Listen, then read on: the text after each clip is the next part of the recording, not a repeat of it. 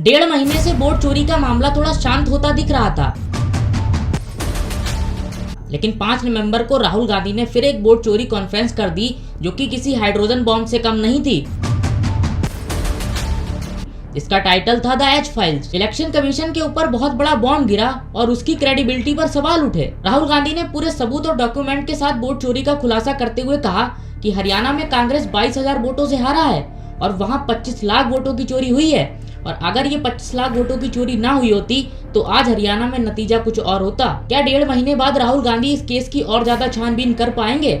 सच्चाई क्या है वो दुनिया के सामने ला पाएंगे? पहली बार जब राहुल गांधी ने बीजेपी के ऊपर वोट चोरी का एलिगेशन लगाया था तो कुछ दिन तक उन्हें किसी से समर्थन नहीं मिला। तो बीजेपी के नेता अमित मालविया उनका मजाक बनाते हुए कहते हैं कि राहुल गांधी ने जो एलिगेशंस लगाए हैं, एक वोटर ने 200 से ज्यादा बार वोट किया है, जो कि पॉसिबल ही नहीं है। अब जरा समझिए यहाँ पर राहुल गांधी को समर्थन मिलना क्यों शुरू हो जाता है, क्यों लोग बीजेपी को गलत समझने लगते हैं। जो आरोप राहुल गांधी ने इलेक्शन कमीशन पर लगाए हैं, जवाब में तो इलेक्शन कमीशन को सीसीटीवी फुटेज राहुल गांधी के मुंह पर मार देनी चाहिए और सीना ठोक कर कहना चाहिए कि ये लो सबूत, हमको गलत साबित कर ही नहीं सकते। आखिर इलेक्शन कमीशन क्यों चुप्पी थाम कर बैठा है? कहीं राहुल गांधी सही तो नहीं, या फिर ये देश में दंगा कराने की साजिश है? जनता की जब डिमांड थी कि सीसीटीवी फुटेज जनता को दिखाई जाए, तब इलेक्शन कमीशन के चीफ ज्ञानेश कुमार जी कहते हैं कि हम अपनी बहन बेटियों की तस्वीरें ऐसे कैसे दिखा सकते हैं। अब सवाल ये है कि जहां वोट डाले जाते हैं वहां हमारी बहन बेटियां बड़े सभ्यता के साथ जाती हैं, तो आपको सीसीटीवी फुटेज दिखाने में क्या दिक्कत है? और जब ज्ञानेश कुमार जी की इस बात पर लोगों ने मीम बनाना शुरू कर दिया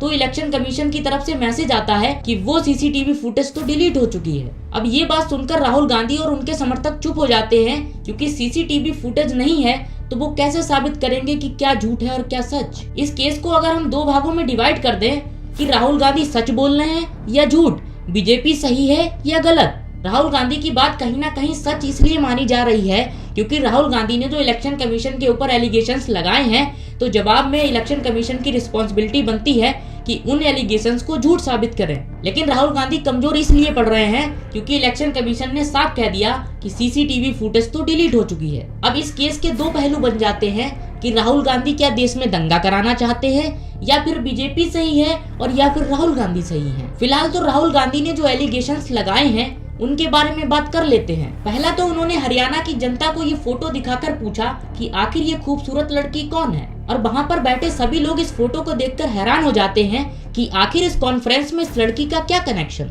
दरअसल ये लड़की 10 बूथों पर जाकर 2 बार वोट करती है, यानी एक सिंगल लड़की 22 बार वोट करती है। लेकिन हंगामा तो इस बात से मचता है कि ये लड़की कोई भारत की नागरिक नहीं बल्कि ब्राजील की एक मॉडल है, जो कि अलग अलग बूथों पर जाकर मल्टीपल टाइम्स वोट करती है। इस लड़की ने कभी अपना नाम बदलकर सीमा, कभी रीना, कभी अनन्या, और 22 बार नाम बदल कर अलग अलग वोट डाला है। और ये बात राहुल गांधी ने अपने प्रेस कॉन्फ्रेंस में सीना ठोक के कही कि आगे आगे देखो होता है क्या, मैं बीजेपी के ऊपर वो हाइड्रोजन बॉम्ब फेंकूंगा कि बीजेपी संभल नहीं पाएगी।